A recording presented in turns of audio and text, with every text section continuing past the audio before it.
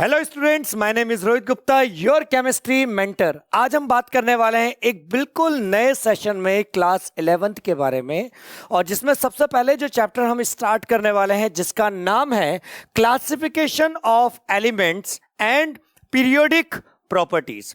Dear student, बहुत ज्यादा important ये चैप्टर है। क्यों? क्योंकि चाहे हम ऑर्गेनिक पढ़ें, चाहे हम इनऑर्गेनिक पढ़ें या फिजिकल केमिस्ट्री पढ़ें, एलिमेंट्स के बारे में तो हमें पढ़ना ही पड़ता है। और एलिमेंट्स के बारे में अगर हमें पढ़ना पड़ता है तो हमें पीरियोडिक टेबल के बारे में भी पता होना चाहिए कि पीरियोडिक टेबल में कौन सा एलिमेंट कौन से ग्रुप में एग्जिस्ट करता है और कौन से पीरियड में वो एग्जिस्ट करता है। तो इसी के बारे में कंप्लीट इंफॉर्मेशन ये चैप्टर आपको प्रोवाइड करता है। तो सबसे पहले हम बात करेंगे इसके इंट्रोडक्शन के बारे में and objective of periodic table, और क्या ऑब्जेक्टिव है, क्या इंपॉर्टेंस है, why we are using this periodic table, इसके बारे में आज हम बात करेंगे। तो आइए सबसे पहले कुछ क्वेश्चंस के आंसर दीजिए। Before going to learn this chapter, can you answer some questions? सबसे पहला क्वेश्चन आपके सामने, is alphabet necessary to learn any language? क्या किसी भी लैंग्वेज को, चाहे वो हिंदी हो, इंग्लिश हो, तेलुगु हो, मलयालम हो, किसी भी तरह की लैंग्वेज हो, क्या उस लैंग्वेज को सीखने के लिए क्या आपको अल्फाबेट्स की जरूरत होती है? क्वेश्चन है यस और नो, बताइए। बिल्कुल सही बात है, आंसर है यस, बिल्कुल अल्फाबेट तो सीखने ही पड़ेंगे। इसके बाद नेक्स्ट क्वेश्चन देखिए, क्या लिखा हुआ है? तेलुगु अल्फाबेट्स है। इसके बारे में क्या लिखा हुआ है? We need Telugu alphabets to learn Telugu, यानी तेलुगु लैंग्वेज अगर हमें सीखनी है तो हमें तेलुगु अल्फाबेट्स को सबसे पहले क्या करना पड़ता है? सीखना पड़ता है। अल्फाबेट्स हैं इंग्लिश के अल्फाबेट्स, तो देखिए we need English alphabets to learn English. बिल्कुल, जिस तरीके से तेलुगु लैंग्वेज को सीखने के लिए तेलुगु अल्फाबेट्स की नीड होती है, तो इंग्लिश लैंग्वेज को सीखने के लिए भी इंग्लिश अल्फाबेट्स की नीड होती है। आइए थोड़ा सा और आगे बढ़ते हैं। बिल्कुल इसी तरीके से based on this fact some scientist considered chemistry, क्या है? केमिस्ट्री एक लैंग्वेज है, और यहां पर जो अल्फाबेट्स हैं वो क्या हैं? वो है एलिमेंट्स। बिल्कुल सही समझा है आपने कि अगर केमिस्ट्री को हम लैंग्वेज कह रहे हैं तो इस लैंग्वेज को यानी केमिस्ट्री को सीखने के लिए हमें सबसे पहले जो जरूरत पड़ने वाली है वो होगी एलिमेंट्स। और एलिमेंट कहां प्लेस्ड होते हैं? एलिमेंट प्लेस्ड होते हैं पीरियोडिक टेबल में। ठीक है, तो आइए पीरियोडिक टेबल आपके सामने है। ये एक कंप्लीट पीरियोडिक टेबल है, ठीक है, जो कि एक पर्टिकुलर साइंटिस्ट ने दी थी, जिसके बारे में हम बात करेंगे, हेनरी मोजले के बारे में। इससे पहले भी कई साइंटिस्ट आए थे, उन्होंने इस पीरियोडिक टेबल में काफी ज्यादा मॉडिफिकेशन किए। नीचे लेंथेनॉइड होता है और एक्टेनॉइड होता है। बस आपको अभी के लिए याद रखना होगा कि ये आपकी पूरी एक कंप्लीट पीरियोडिक टेबल होती है। आइए अब आगे बात करते हैं हम नेक्स्ट सेक्शन की। क्या दिख रहा है आपको? यहां पर आपको ग्रोथ दिख रही होगी। एक छोटा सा बच्चा पैदा हुआ, धीरे धीरे बड़ा होता होता वो एक बड़ा पर्सन बन गया या बड़ा आदमी बन गया, उसकी हाइट काफी ज्यादा हो गई। क्या दिखा आपको? आपको दिखा ह्यूमन की ग्रोथ यहां पर दिख रही है, a common growth of human. Yes, बिल्कुल उसी तरीके से हमारी पीरियोडिक टेबल का भी क्या हुआ? ग्रोथ होता चला गया। In the same manner, there is a gradual growth in chemistry with the discovery of element by scientists. जैसे जैसे न्यू साइंटिस्ट नए नए एलिमेंट को डिस्कवर्ड करते चले गए, तो उनकी प्रॉपर्टी के हिसाब से हमने क्या करा? उन एलिमेंट्स को पीरियोडिक टेबल में प्लेस्ड करना स्टार्ट कर दिया। काफी ज्यादा डिटेल में हम बात करेंगे। अगर मैं 1800 की बात करूं तो सिर्फ हमारे पास 31 एलिमेंट प्रेजेंटेड थे, जबकि अगर हम 1865 की बात करें तो हमारे पास 63 एलिमेंट्स आ चुके थे। यानी कि आप समझ सकते हैं कि एलिमेंट की डिस्कवरी एक रेगुलर प्रोसेस है, एक ग्रेजुअल प्रोसेस है। कंटिन्यूअसली एलिमेंट की डिस्कवरी होती चली जा रही है और उनको उनकी प्रॉपर्टीज के बेस पे ग्रुप्स में और पीरियड में प्लेस्ड किया जा रहा है। आज के टाइम पे 118 एलिमेंट्स जो है वो डिस्कवर्ड हो चुके हैं। To understand the properties of the element easily they are classified systematically. बहुत ज्यादा इंपॉर्टेंट है। जैसे हमारे घरों में शेल्फ होती है, ठीक है।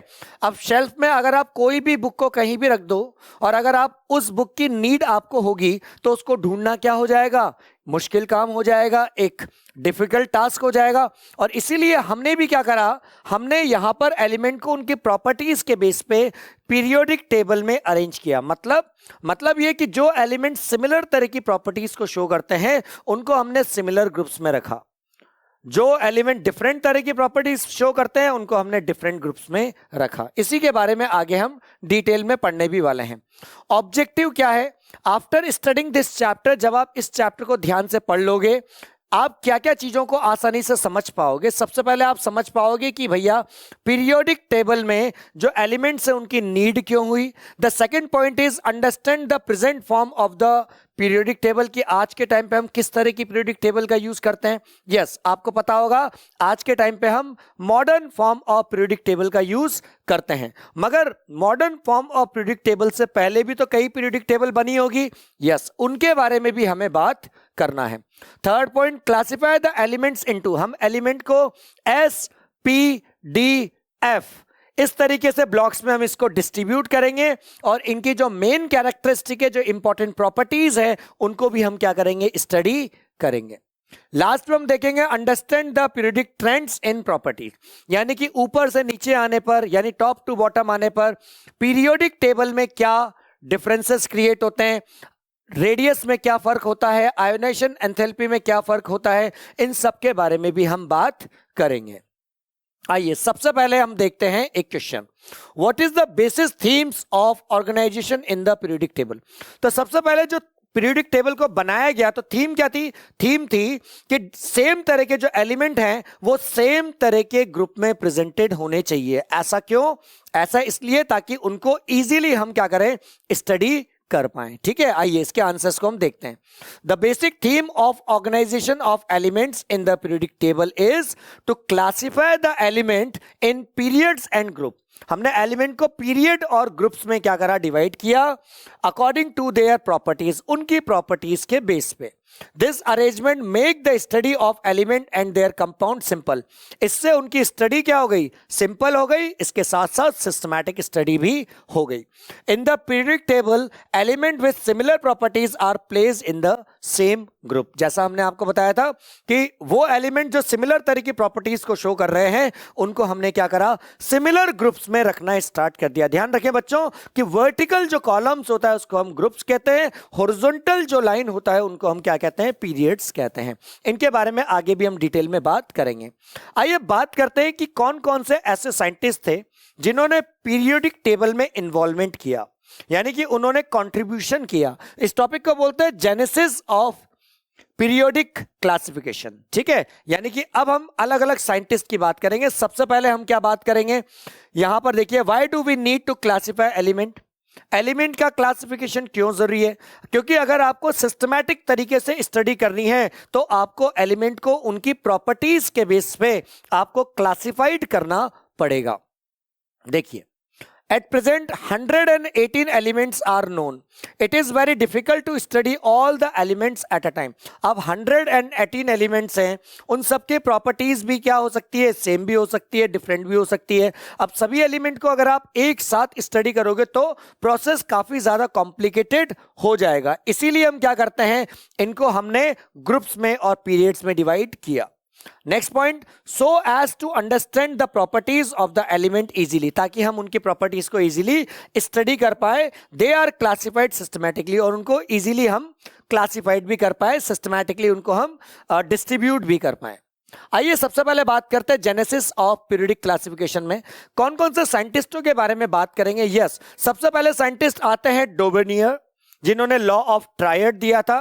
आफ्टर दिस न्यूलैंड, जिन्होंने लॉ ऑफ ऑक्टेव दिया था। देन इसके बाद लोथर-मेयर का कर्व है। ठीक है, इसके बाद आप बात करोगे मेंडलीव की, मेंडलीव पीरियोडिक टेबल, और लास्ट में हम बात करोगे मॉडर्न पीरियोडिक टेबल की, जिसको हेनरी मोजले नाम के साइंटिस्ट ने दिया था। आइए सबसे पहले हम बात करते हैं डोबेनियर लॉ ऑफ ट्रायड। देखिए बच्चों, ट्रायड का मतलब क्या होता है, ट्रायड का मतलब होता है 3। ये है डोबेनियर, इनका पूरा नाम है जोहान डोबेनियर। ठीक है, अब यहां पर समझिए ट्रायड का मतलब होता है 3, यानी कि आप 3-3 के पेयर्स बनाएंगे। ठीक है, 3-3 एलिमेंट। उस टाइम पे जितने भी एलिमेंट्स प्रेजेंटेड हैं उनके आप क्या करो, 3-3 के पेयर्स बनाओ। करना क्या है वो सब चीजें हम यहां समझेंगे, मगर आपको ये याद रखना है ट्रायड मतलब कितना होता है, 3। आप 3 एलिमेंट के पेयर बनाओगे। जो जोहानन डॉबनर थे, ये एक जर्मन केमिस्ट थे, ठीक है। Johann Dobereiner gave his law of triad in 1829 और इन्होंने 1829 में इस लॉ को दिया। आगे देखिए, he notice similar properties of several groups of 3 elements. इन्होंने उन 3 एलिमेंट्स को लिया जिनकी प्रॉपर्टी ऑलमोस्ट क्या थी, सेम थी, या फिर आप कह सकते हो उनकी प्रॉपर्टी सेम थी। इस लॉ के अकॉर्डिंग क्या बोलता है ये बोलते हैं कि किसी भी ट्रायड में the middle element had the properties average to that of the first and third element. आइए इस चीज को समझते हैं पहले, फिर उसके बाद स्टेटमेंट की तरफ चलेंगे। मान लीजिए आपके पास 2 एलिमेंट है A प्लस B, ठीक है, ओके। या फिर आप ऐसे भी बोल सकते हैं, दोबारा देखिए, मान लीजिए आपके पास एलिमेंट है A, B और C, ओके। नाउ अब आप क्या करो, आप एटॉमिक वेट या एटॉमिक मास निकालो, किसका, फर्स्ट और थर्ड एलिमेंट का। This is first element, this is second element, this is third element. तो अगर आप फर्स्ट और थर्ड एलिमेंट का एवरेज निकालोगे, एवरेज कैसे निकालते हैं, डिवाइड बाय 2 करेंगे, तो क्या आएगा, बी का एटॉमिक मास आ जाएगा। और बड़ी इंटरेस्टिंग बात है कि बी का एटॉमिक मास जो है वो सेंट्रल वाले एलिमेंट के बराबर होना चाहिए, और यही स्टेटमेंट आपका क्या कहता है, डोबेनियर कहते हैं। आइए इसी चीज को हम डिटेल में भी समझते हैं। जैसे मान लीजिए कि लिथियम, सोडियम और पोटेशियम, ये 3 एलिमेंट्स हैं और 3 का ये क्या है, ट्रायड है। लिथियम का एटॉमिक वेट या एटॉमिक मास, यहां पर एटॉमिक वेट की जगह हम एटॉमिक मास भी कह सकते हैं, कोई प्रॉब्लम नहीं है, ठीक है, कोई प्रॉब्लम नहीं है, ठीक है। तो यहां पर हमें पता है कि लिथियम का एटॉमिक मास या एटॉमिक वेट जो है वो 7 होता है, पोटेशियम का 39 होता है। अगर हम इन दोनों का एवरेज निकालें तो 39 प्लस 7 46 होता है, और एवरेज निकालेंगे तो डिवाइड बाय 2 करना होगा, यानी सेंट्रल एलिमेंट सोडियम का एटॉमिक मास कितना आ जाएगा, 23 आ जाएगा। देखिए 7 प्लस 39 डिवाइड बाय 2 कितना आ गया, 23 आ चुका है, यानी 23 जो है वो सोडियम का एटॉमिक मास है। यानी ये साइंटिस्ट जो है डोबेनियर, ये यही कहते थे कि फर्स्ट और थर्ड एलिमेंट का आप एटॉमिक मास का एवरेज निकाल दो तो सेंट्रल वाला जो एलिमेंट है उसका एटॉमिक मास आ जाएगा। आइए दूसरे कुछ एग्जांपल्स देखते हैं, जैसे calcium, strontium, barium, car, scooter, बाप। ये इसको याद करने का तरीका होता है, कैल्शियम, स्ट्रोंशियम, बेरियम। कैल्शियम का एटॉमिक वेट होता है 40, बेरियम का होता है 137। जब इनका एवरेज आप निकालोगे तो एवरेज अप्रोक्सीमेटली किसके बराबर आना चाहिए, स्ट्रोंशियम के बराबर आना चाहिए। सेम आप अदर एग्जांपल भी ले सकते हो, क्लोरीन, ब्रोमीन, आयोडीन का। यहां पर क्लोरीन का जो एटॉमिक वेट होता है 35.5 होता है, आयोडीन का 127 होता है। अगर आपने इन दोनों को प्लस करके और इनका एवरेज निकाल दिया तो आपका सेंट्रल वाले एलिमेंट के अप्रोक्सीमेटली बराबर आपका एटॉमिक मास या एटॉमिक वेट आ जाएगा, यानी 80 के आसपास आ जाएगा। तो इस तरीके से इन्होंने कुछ पेयर्स बनाए, 3-3 के पेयर्स, मगर इसके कुछ ड्रॉबैक्स थे, कुछ प्रॉब्लम्स थी, कुछ परेशानियां थी। क्या थी, डोबेनियर की सबसे बड़ी प्रॉब्लम थी कि कुछ एलिमेंट्स के ऊपर ही ये कॉन्सेप्ट काम कर रहा था। Only a few elements were known at that time, क्योंकि उस टाइम पे बहुत कम एलिमेंट प्रेजेंटेड थे, तो कम एलिमेंट के ऊपर ही ये लॉ जो है वो अप्लाई हो रहा था। It become difficult to arrange the element in triads as some elements have almost similar atomic weight। अगर सिमिलर एटॉमिक वेट होगा तो उनको अरेंज करना बड़ा मुश्किल हो जाएगा, जैसे यहां पर आप देख सकते हैं Fe, कोबाल्ट और निकेल, यानी आयरन, कोबाल्ट, निकेल है। आप यहां पर इनका एटॉमिक मास या एटॉमिक वेट चेक कीजिए, लगभग सभी का क्या है, बहुत क्लोज है। तो इनके ऊपर ये कॉन्सेप्ट जो है वो रन नहीं हो रहा था। इसके अलावा एक एग्जाम्पल और है, जैसे अभी आपने पीछे बात करी क्लोरीन, ब्रोमीन और आयोडीन की, ठीक है। क्लोरीन, ब्रोमीन, आयोडीन के ऊपर ये कॉन्सेप्ट अप्लाई हो रहा था, मगर इसके ऊपर फ्लोरीन भी आता है। जब हम इन तीनों ट्रायड के ऊपर बात कर रहे थे तो हमारा कॉन्सेप्ट सही लग रहा था, बट अगर हम इन तीनों के ऊपर बात करें, फ्लोरीन, क्रोमीन, ब्रोमीन के ऊपर, तो ये कॉन्सेप्ट हमारा क्या हो गया, फेल हो गया। तब उस टाइम पे ये लॉ ऑफ ट्रायड अप्लाई नहीं हो रहा था। और यही वो वजह जिसकी वजह से क्या हुआ कि ये जो लॉ है वो डिसअप्रूव्ड हो गया। ठीक है, आगे देखिए, इससे रिलेटेड कुछ एमसीक्यूज की बात करते हैं। सबसे पहला क्वेश्चन है भाई, ट्रायड क्या होता है? 3 पेयर के एलिमेंट को हम बनाते हैं और इसे हम क्या कहते हैं? Triad. Group of 3, group of 4, group of 5 या ग्रुप ऑफ 6? तो correct answer is group of 3। इसे ही हम क्या कहते हैं? ट्रायड कहते हैं।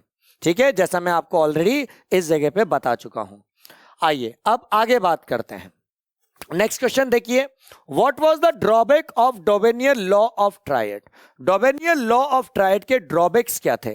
फर्स्ट है, only a few elements were known. बिल्कुल सही बात है। एट द सेम टाइम उस टाइम पे बहुत कम एलिमेंट क्या थे? डिस्कवर्ड हुए थे। इसके बाद some elements had almost similar atomic weight. बिल्कुल ये भी सही बात है। अभी हमने लास्ट स्लाइड में इसके बारे में एग्जांपल देखा था। सी है बोथ, डी है नन ऑफ दीज। तो करेक्ट आंसर इज बोथ। यही इसका क्या होगा? करेक्ट आंसर होगा। यहां पर हमने बात भी करी थी इस जगह पर। ठीक है, आगे बात करते हैं, ध्यान से देखिए। अब बात करते हैं न्यूलैंड्स लॉ ऑफ ऑक्टेव की and Lothar Meyer periodic table की। देखिए, न्यूलैंड लॉ ऑफ ऑक्टेव, यानी न्यूलैंड जो है बहुत एक शानदार पर्सन हुआ करता था। ठीक है, बहुत जबरदस्त पर्सन हुआ करता था और म्यूजिक लवर था। यानी कुछ ही पर्सन ऐसे होते हैं जो म्यूजिक लवर भी होते हैं और केमिस्ट भी होते हैं। तो इन्होंने क्या करा? केमिस्ट्री और म्यूजिक को दोनों को क्या कर दिया था? कंबाइंड कर दिया था। यानी इन्होंने क्या बोला कि every 8th element show the similar properties with first one. आगे इसके बारे में हम बात करेंगे। इंटरेस्टिंग फैक्ट है, ध्यान से समझिए। यह है न्यूलैंड लॉ ऑफ ऑक्टेव।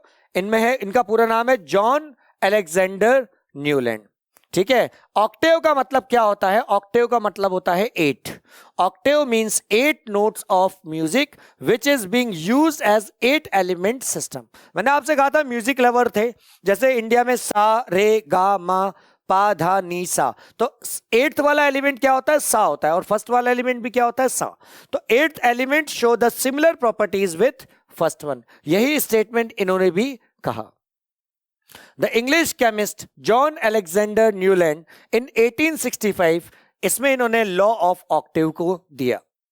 इस लॉ ऑफ ऑक्टेव के according the element when arrange in the order of their atomic weight या atomic mass, then every 8th element had the property similar to that of the first element। यानी अगर हम element को अगर increasing order of atomic mass में या atomic weight में arrange कर दें तो every 8th element show the similar properties of first one. ठीक है, आगे देखिए। It is like 8th notes of musical scale. कहां है म्यूजिकल स्केल? यहां है। यहां पर सा देखिए, यहां पर फर्स्ट एलिमेंट है और यहां पर सा जो है वो 8th एलिमेंट है। ठीक है, तो every 8th element show the similar properties with first one. आगे बात करते हैं। देखिए, जैसे ये पीरियोडिक टेबल है। अब इस पीरियोडिक टेबल में देखिए, lithium, beryllium, boron, carbon, nitrogen, oxygen, fluorine. Neon नहीं आया क्योंकि नोबल गैस की डिस्कवरी अभी तक यहां पर नहीं हुई है। Sodium, magnesium, aluminium, silicon, phosphorus, sulphur, chlorine. Argon एक नोबल गैस होती है, वो भी नहीं डिस्कवर हुई है। पोटेशियम और कैल्शियम। अब आप स्टार्टिंग कहीं से भी कर सकते हो। जैसे हमने लिथियम से स्टार्ट किया तो देखो, फर्स्ट एलिमेंट लिथियम है तो lithium first, second, third, fourth, fifth, 6th, 7th और 8th। यानी हम कह सकते हैं कि लिथियम और सोडियम की जो प्रॉपर्टी है वो क्या होगी? सेम होगी। आप कहीं से भी स्टार्ट कर सकते हो। मान लीजिए मैंने बोरोन से स्टार्ट किया तो बोरोन जो है वो एल्यूमिनियम की जैसी प्रॉपर्टी को वो शो करेगा। तो क्यों? क्योंकि देखिए, बोरोन अगर फर्स्ट एलिमेंट है तो first, second, third, fourth, fifth, 6th, 7th, 8th। ठीक है, तो बोरोन और एल्यूमिनियम की प्रॉपर्टी क्या होगी? लगभग सेम होगी। न्यूलैंड के कुछ ड्रॉबैक्स थे, आइए बात करते हैं उन ड्रॉबैक्स की। सबसे पहला है कि ये जो लॉ था ये सिर्फ लाइटेस्ट एलिमेंट के ऊपर ही एप्लीकेबल था। मतलब कि सिर्फ कैल्शियम तक ही ये लॉ अप्लाई होता था, इसके आगे ये लॉ अप्लाई नहीं होता था। So it is also disapproved. तो ये भी क्या हो गया? डिसअप्रूव्ड हो गया। आइए अब बात करते हैं लोथर मेयर पीरियोडिक टेबल की। अच्छा, जिस टाइम पे लोथर मेयर अपनी कंट्री में डिस्कवरी करा था, उसी टाइम पे मेंडलीव भी अपनी ही कंट्री में डिस्कवरी कर रहा था। दोनों के जो एक्सपेरिमेंट थे बिल्कुल सेम थे, मगर दोनों में फर्क क्या था कि मेंडलीव ने जो एलिमेंट को अरेंज किया या रिप्रेजेंट किया वो एक टेबल में रिप्रेजेंट किया, जबकि लोथर मेयर ने उन एलिमेंट्स को ग्राफ्स में रिप्रेजेंट किया। और आप जानते हैं कि बेटा ग्राफ में एलिमेंट्स को रिप्रेजेंट करना बहुत ज्यादा मुश्किल होता है। और दूसरी चीज कि लोथर मेयर से पहले मेंडलीव ने उसको क्या करा दिया, अप्रूव्ड करा लिया। इसीलिए हम मेंडलीव को ज्यादा अच्छी तरीके से पढ़ते हैं, ज्यादा डिटेल में पढ़ते हैं, लोथर मेयर को ज्यादा डिटेल में नहीं पढ़ते हैं। कॉन्सेप्ट दोनों का सेम था। इनको लोथर मेयर, ये एक जर्मन केमिस्ट थे, ठीक है। Lothar Meyer classified the element on the basis of their atomic weight या एटॉमिक मास में इन्होंने अरेंज किया। अच्छा, इन्होंने क्या बोला, he plotted the physical properties such as atomic volume, melting point, boiling point against atomic weight. क्या कहना चाहते हैं कि इन्होंने एक ग्राफ बनाया जो एटॉमिक वॉल्यूम या मेल्टिंग बॉइलिंग पॉइंट के बीच में था, और सामने कौन था, सामने एटॉमिक वेट था, ठीक है। And obtained a periodic repeated pattern, और एक रिपीटेड पैटर्न को इन्होंने क्या करा, अरेंज किया। मतलब क्या कहना चाह रहे हैं, हम ये कहना चाह रहे हैं आपसे, इस तरह का एक ग्राफ इन्होंने रिप्रेजेंट किया। यहां पर आप बोल रहे हो एटॉमिक वॉल्यूम, तो ये एटॉमिक क्या हो गया, वॉल्यूम हो गया। और यहां पर एटॉमिक वेट, ये आपका एटॉमिक वेट हो गया। अब ये ग्राफ कुछ इस तरह का था, इस तरह का ग्राफ था, कुछ भी रैंडम ग्राफ था, इस तरह का ग्राफ था।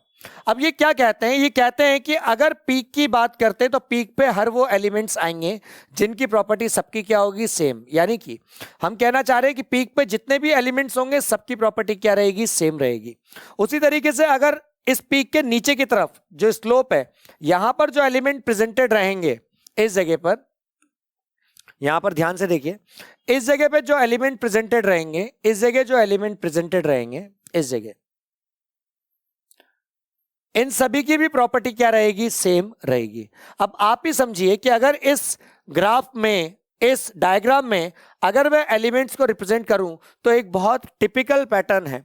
आप एग्जैक्ट नहीं बता सकते हो कि कोई भी एलिमेंट की क्या प्रॉपर्टी होगी, but it was not published, क्योंकि वो पब्लिश्ड नहीं हुआ before the work of Dmitry Mendeleev periodic table. Dmitry Mendeleev periodic table ने इसको पहले ही पब्लिश करा लिया, इसीलिए उसको ही हम डिटेल में पढ़ते हैं। ग्राफ मैंने आपको बता दिया। आइए बात करते हैं एमसीक्यू की। Newland had arrange the element in the order of their increasing.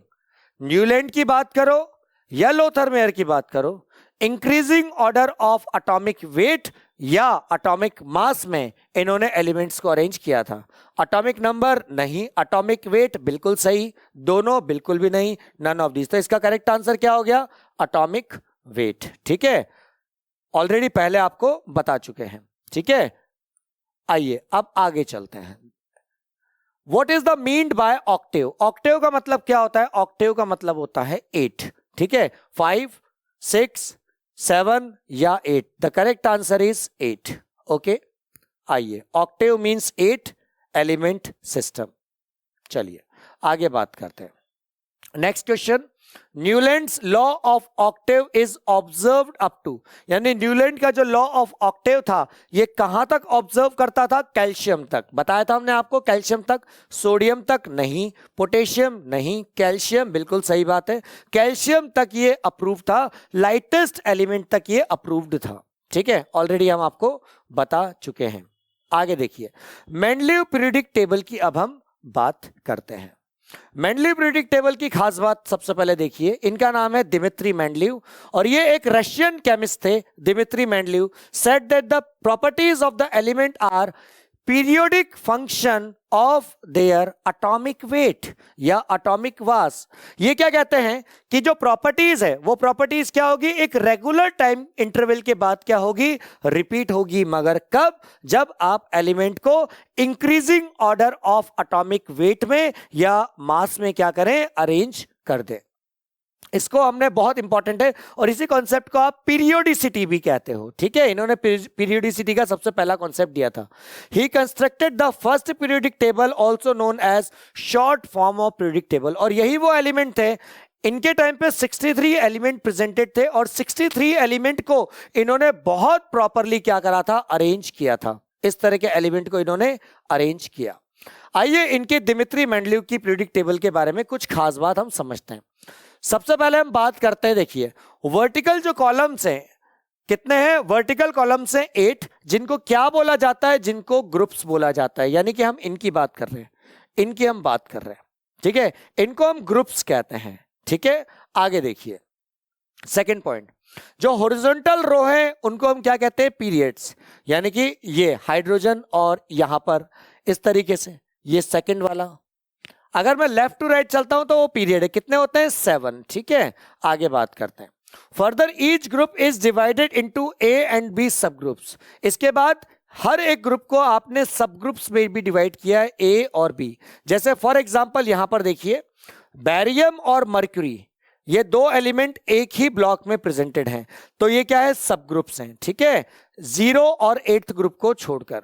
आइए इसके मेरिट्स की बात करते हैं। He gave an elaborate system of classification based on the physical and chemical properties, क्योंकि इन्होंने बोला था कि एलिमेंट्स की जो प्रॉपर्टीज होती है वो रिपीट होती है as a definite interval of time. कब, जब आप एलिमेंट को increasing order of atomic weight arrange कर देते हो। यहां पर देखिए आगे, he predicted the existence of unknown element and left some gaps, naming them as इका element in the periodic table. अच्छा, अभी जो उन्होंने एलिमेंट जो डिस्कवर्ड नहीं है उनके बारे में भी इन्होंने क्या करा, प्रिडिक्शन कर दिया, और उन एलिमेंट्स के आगे उन्होंने बोला कि फ्यूचर में एक एलिमेंट डिस्कवर्ड होगा और उसके आगे इन्होंने लगाया इका। इका मतलब अगला वाला, ठीक है। नेक्स्ट आगे देखिए, फॉर एग्जाम्पल आइए बात करते हैं पीरियोडिक टेबल की। ध्यान से देखिए, पीरियोडिक टेबल की अगर हम बात करें तो स्कैंडियम, जिसको इका बोरोन बोला था इन्होंने, बाद में जाके इसका नाम स्कैंडियम पड़ा। आइए बात करते हैं गैलियम की। गैलियम अभी हम बुलाते हैं, पहले इसको बुलाते थे इका एल्यूमिनियम, ठीक है। यहां पर बात करें, इसको हम जर्मेनियम बोलते हैं, पहले मेंडलीव के टाइम पे इसको बुलाया जाता था इका सिलिकन। इस तरीके से कई और एलिमेंट थे जो इन्होंने काफी ज्यादा अच्छी तरीके से बताए। खासतौर से बात करते हैं, he corrected the atomic weight of B E and indium based on their valency. यानी वैलेंसी भी के बेस पे भी इन्होंने क्या करा, एटॉमिक वेट को अरेंज किया। पहले के टाइम पे हम क्या कर रहे थे कि बीई और इंडियम का जो एटॉमिक वेट है वो हम गलत मान के चल रहे थे, इन्होंने ही करेक्शन किया।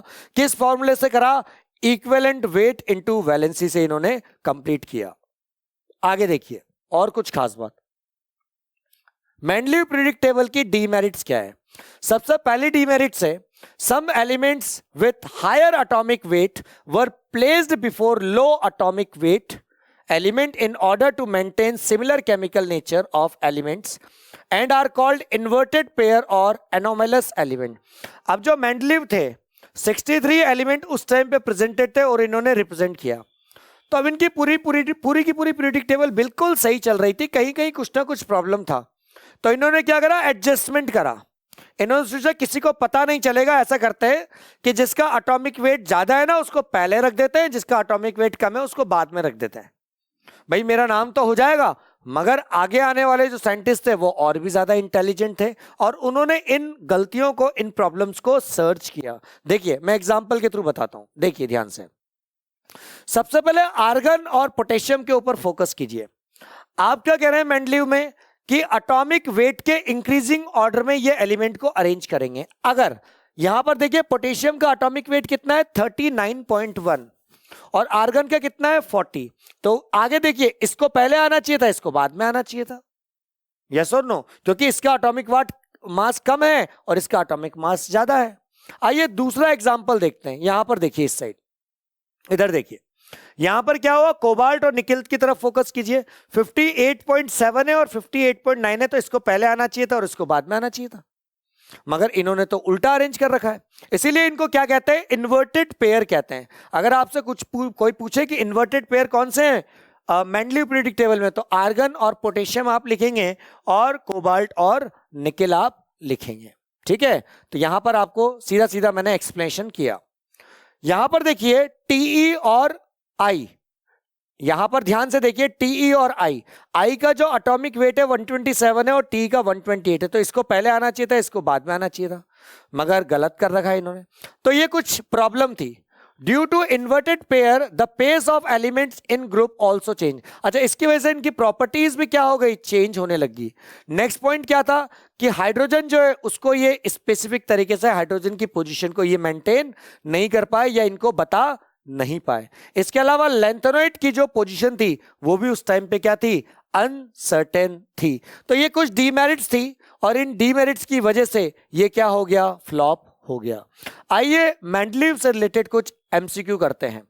Mendeleev predict law is based on, किसके ऊपर बेस्ड है, यस, एटॉमिक वेट के ऊपर बेस्ड है। बिल्कुल सही बात है, एटॉमिक नंबर के ऊपर नहीं है, number of neutrons, specific heat, बिल्कुल सही बात है, atomic weight is the correct answer. ठीक है, ऑलरेडी मैं आपको पहले बता चुका हूं। ठीक, आगे देखिए next question.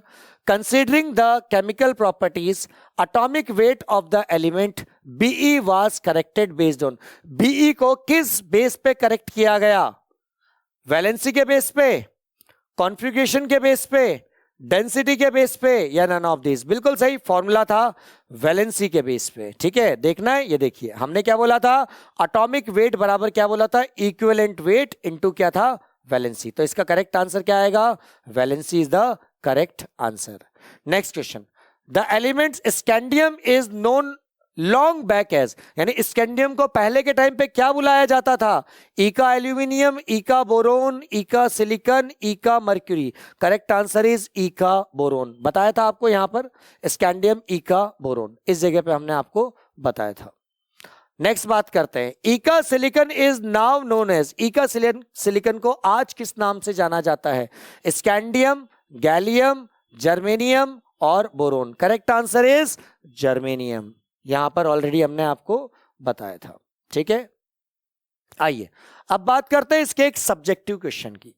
Which important property did Mendeleev use to classify the element in his periodic table. यानी सबसे पहला क्वेश्चन है, मेंडलीव ने कौन सी प्रॉपर्टी को यूज किया, मेंडलीव ने एटॉमिक वेट वाली प्रॉपर्टी को यूज किया, या आप एटॉमिक मास कह सकते हो। ये क्या कहते थे, when elements are arrange in increasing order of their atomic mass या atomic weight, then at a definite time interval the element shows similar properties at a regular interval of time। ठीक है, आगे इसके बारे में बात करेंगे, ध्यान से देखिए। Mendeleev arrange the element in periods, इन्होंने सबसे पहले पीरियड्स और ग्रुप्स में इन्होंने एलिमेंट्स को अरेंज किया, किस बेस पे, in order of their increasing atomic weight, increasing order के एटॉमिक वेट में इन्होंने एलिमेंट्स को अरेंज किया। He place the elements with similar properties in the same group, same group के जो एलिमेंट्स थे, सेम प्रॉपर्टी को शो करने वाले एलिमेंट्स थे, उनको इन्होंने सेम ग्रुप्स में रिप्रेजेंट करना स्टार्ट कर दिया। However, he did not stick to this arrangement for long। आगे का क्वेश्चन है, ध्यान से देखिए, did he stick to that, क्या इसको फॉलो कर पाया, नहीं कर पाया। ऐसा क्यों, ऐसा क्यों नहीं कर पाया, क्योंकि उसने देखा that if the element were arrange strictly, important word क्या है, strictly in order of their increasing atomic wait, यानी अगर आप स्ट्रिक्टली फॉलो कर रहे हो एटॉमिक वेट का इंक्रीजिंग ऑर्डर, तो प्रॉपर्टीज क्या हो जा रही है, एलिमेंट की चेंज हो जा रही है। Then some elements did not fit within this scheme of classification। तो इस सिस्टम में वो एलिमेंट फिट नहीं बैठ पा रहा है। Therefore, he ignored the order of atomic weight in some cases। और कुछ केसेस के लिए इन्होंने एटॉमिक वेट का कॉन्सेप्ट नहीं लगाया। आइए अब बात करते हैं modern form of periodic table की, जिसको हेनरी मोजले नाम के साइंटिस्ट ने रिप्रेजेंट किया था, हेनरी मोजले। ठीक है, इन 1913 द इंग्लिश फिजिसिस्ट हेनरी मोजले observed regularities in the characteristic X-ray spectra of the element। Basically क्योंकि एक फिजिक्स के साइंटिस्ट थे, ये काम इन्होंने फिजिक्स के बेस पे किया, मगर कॉन्सेप्ट अप्लाई हो गया किसके ऊपर, केमिस्ट्री के ऊपर। Atomic number Z can be related to the frequency of the X-ray. इन्होंने एटॉमिक नंबर, ध्यान रखें अभी तक हम जितनी भी प्रॉपर्टीज पढ़ रहे थे वो एटॉमिक वेट या एटॉमिक मास वाली पढ़ रहे थे। हेनरी मोजले ने जो प्रॉपर्टी दी वो किस बेस पे दी? एटॉमिक नंबर के बेस पे इन्होंने प्रॉपर्टीज को रिप्रेजेंट किया। और फॉर्मूला कौन सा यूज किया? फॉर्मूला इन्होंने यूज किया under root v is equal to a bracket में z माइनस बी। ए और बी कांस्टेंट है, ठीक है, where a and b are constant. आगे देखिए मॉडर्न पीरियोडिक लॉ क्या कहता है? The physical and chemical properties of elements are the periodic function of their atomic number. दोबारा एक बार और, the physical and chemical properties are the periodic function of atomic number. Mendeleev के time पे atomic weight था, यहां पर क्या है? एटॉमिक नंबर है। एंड इलेक्ट्रॉनिक कॉन्फ़िगरेशन, यानी कोई भी एलिमेंट की जो फिजिकल और केमिकल प्रॉपर्टीज है वो आप किस बेस पे रिप्रेजेंट कर सकते हो? एटॉमिक नंबर के बेस पे या इलेक्ट्रॉनिक कॉन्फ़िगरेशन के बेस पे आप रिप्रेजेंट कर सकते हो। आइए modern form of periodic table आपके सामने लाते हैं, ठीक है। This is modern form of periodic table. इसमें टोटल 7 पीरियड्स होते हैं जिनको आप हॉरिजॉन्टल रो कहते हो, और 18 आपके पास ग्रुप्स होते हैं जिनको आप क्या कहते हो? कॉलम्स कहते हो, vertical columns. The older notation of groups are, पहले इनको कैसे रिप्रेजेंट किया जाता था? रोमन नंबर में इनको इस तरीके से रिप्रेजेंट किया जाता था, ठीक है। और जब the group are numbered 1 to 18 in accordance with IUPAC recommendation, और आईयूपैक एक सिस्टम है जो ऑर्गेनिक केमिस्ट्री फॉलो करती है, इनऑर्गेनिक केमिस्ट्री फॉलो करती है, उसके अकॉर्डिंग इनको चेंज करके 1 से लेकर 18 तक एलिमेंट को रिप्रेजेंट कर दिया गया, जहां पर 18 जो है उसको हम जीरो ग्रुप भी कह सकते हैं। पीरियोडिक नंबर यानी कि highest principal quantum number n of the element in the period. किसी भी जब आप इलेक्ट्रॉनिक कॉन्फ़िगरेशन लिखते हो तो आगे जैसे आपने लिखा 4s2, तो 4 जो होता है उसको हम क्या कहते हैं? पीरियड नंबर कहते हैं। 4 को हम पीरियड नंबर कहते हैं बच्चों। आइए अब आगे बात करते हैं मॉडर्न पीरियोडिक टेबल की कुछ खास बातें। सबसे पहली बात, first period of periodic table consist of only 2 elements. कौन कौन से? हाइड्रोजन और हीलियम, ठीक है। आगे बात करते हैं द रिमेनिंग पीरियड्स यानी कि 2, 3, 4, 5 and 6 consist of 8, 8, 18, 18, 32 elements respectively. यानी इसीलिए आप कह सकते हो कि फर्स्ट आपका जो पीरियड होता है वो शॉर्टेस्ट पीरियड होता है। कह सकते हो आप कि first period is the shortest period. The 7th period क्या होता है? इनकम्प्लीट पीरियड होता है। 14 एलिमेंट्स ऑफ बोथ 6 एंड 7, जिसको आप लेंथेनॉइड कहते हो या जिसको आप एक्टिनोइड कहते हो। लेंथेनॉइड और फिर उसके नीचे वाला एक्टिनोइड। लेंथेनॉइड 6 पीरियड कहलाता है, एक्टिनोइड 7th पीरियड कहलाता है। दोनों में 14 एलिमेंट प्रेजेंटेड होते हैं। अच्छा, ये एलिमेंट कहां से आते हैं? ये डी ब्लॉक एलिमेंट से ही आते हैं। Are placed below the main body of the periodic table, यानी मेन बॉडी के नीचे ये प्लेस्ड है। अभी दिखा देंगे आपको। देखिए फर्स्ट पीरियड में 2 एलिमेंट प्रेजेंटेड है, there are 2 elements, hydrogen and helium. Second बात करें सेकंड पीरियड की, lithium, beryllium, boron, carbon, nitrogen, oxygen, fluorine, neon. Third period में ये 8 एलिमेंट आ गए। फोर्थ पीरियड की अगर मैं बात करूंगा तो इस तरीके से 18 एलिमेंट आ जाएंगे। फिफ्थ पीरियड में 18 एलिमेंट आ जाएंगे।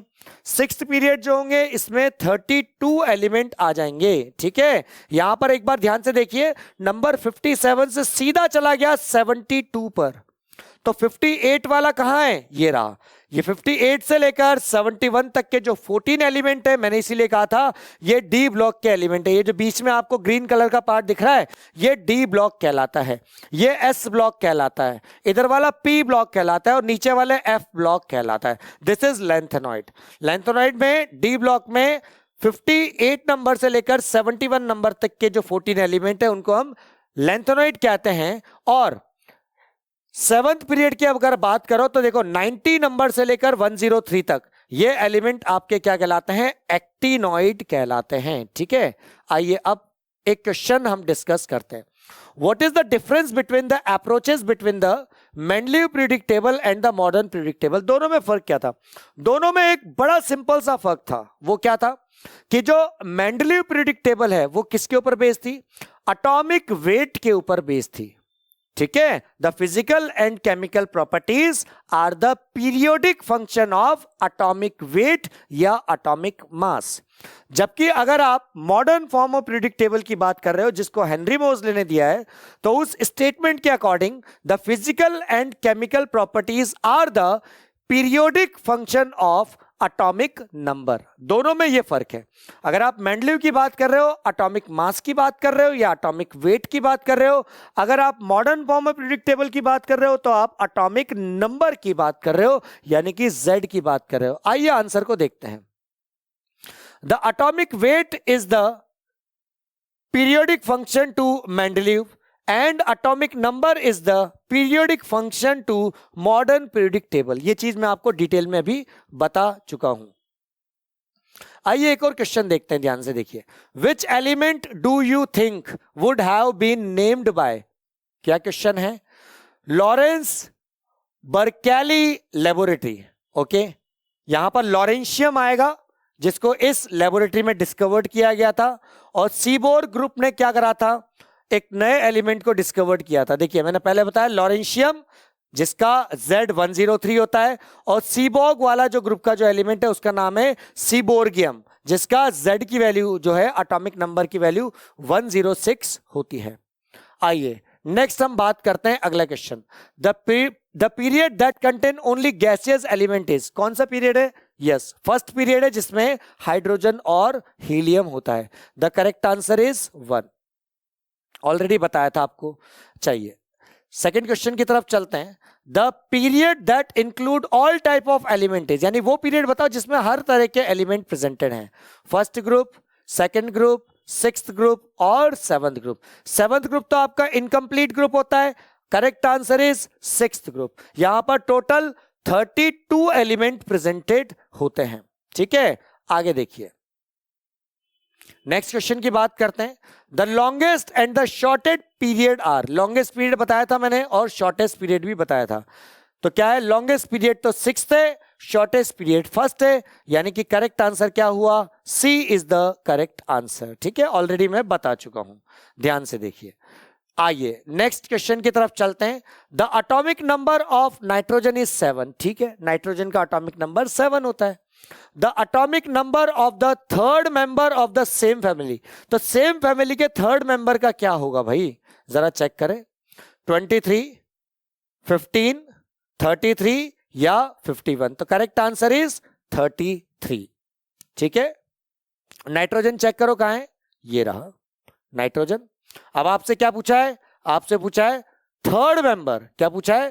थर्ड मेंबर पूछा है सेम फैमिली का. तो देखो फर्स्ट मेंबर तो ये वाला, second member, third member. Third member का नंबर कितना आया? 33 आपका नंबर आ गया. डन.